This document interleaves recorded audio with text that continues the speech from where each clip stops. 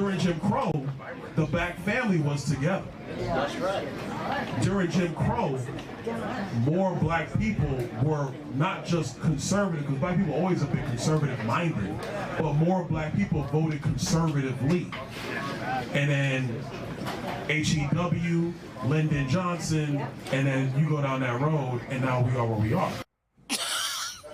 I'm sorry. Indeed, indeed. Your eyes and ears do not betray you, Simone. That was Republican Congressman Byron Donalds of Florida romanticizing the Jim Crow era last week. His remarks met with swift pushback from Democratic leadership, but the congressman says his words were taken out of context. Last night, Donalds joined our colleague, Reverend Al Sharpton, for a debate on the matter. Take a look.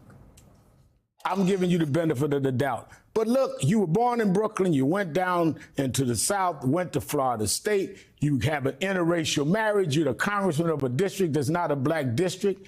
I mean, how can you even live with yourself acting like Jim Crow was a good era or better era for blacks? What happened to you? Okay, that's real cute. That's real cute. I did not say that. And I'm not going to sit here and insinuate that against you.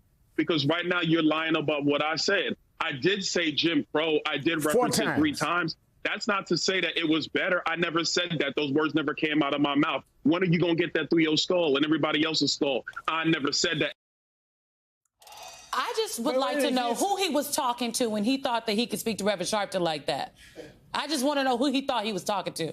But I'm going to sit back and I'm going to cede the ground to the chair. My question is, I mean, if we play the tape coming in again, he said during Jim Crow, blacks families were together. Black families were together. Now they were. They were together. Subjugation. I mean, like yes, because they were segregated. In oppression. That's why they were together. Look, brother. All you had to do is, you know what? I don't know why the hell I brought up Jim Crow in that statement. That was my bad. That was not what I was trying to contextualize at the moment. But here I am, and I now have to make it clean and clear it up. Right? That's what he should have done. No, you don't. You don't double down on Jim Crow, bro. You just don't. And you can't convince black people or anybody else that we were better off in a segregated society where your behind wouldn't even been allowed in Congress, and certainly would have had some questions about who you socialized with. So look, black folks, I don't care if you're Republican or Democrat, you just got to keep it real about what we went through. Right? What our parents and our grandparents went through. I grew up in Washington, D.C., which was still segregated. My mama couldn't take me to certain parks in D.C. because of Jim Crow. And yet I sit now where I sit. Despite that, I'm not going to forget that, though, and I'm not going to try to romanticize it and pretend that somehow my mama and I were better off when she couldn't take me to that park. So just stop it. I mean, and especially black Republicans, stop this crap. Just be honest about it. I mean, damn. I'm curious, Simone, if you thought that that message was for black Americans, or you thought that message was actually for white Americans who want a permission structure. Exactly. Alicia, I'm looking to be like, well, who was the damn message for? And I'm sorry to curse on a Sunday morning, Lord, but it was...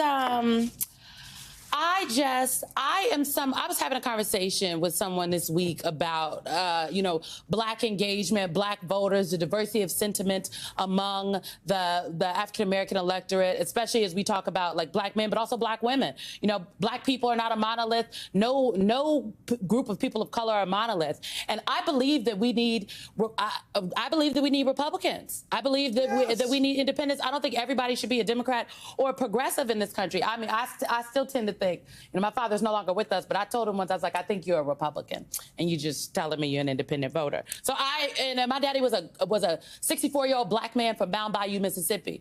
So that being said, yes, like there's a diversity of sentiments, but I just think people need to be honest about history, about what has happened, about what we know to be true.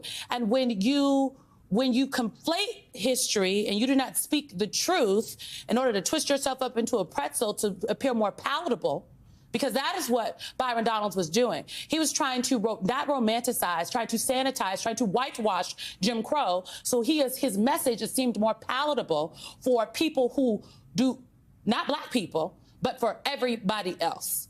And I just do not respect people, especially people who know better. We talked about Marco Rubio and Tim Scott, the senators, a couple weeks ago about what they've been saying about the criminal justice system and men of color and so on and so forth. Like, as a black elected official, especially a black man, as Reverend Sharpton said, from Brooklyn, who knows better.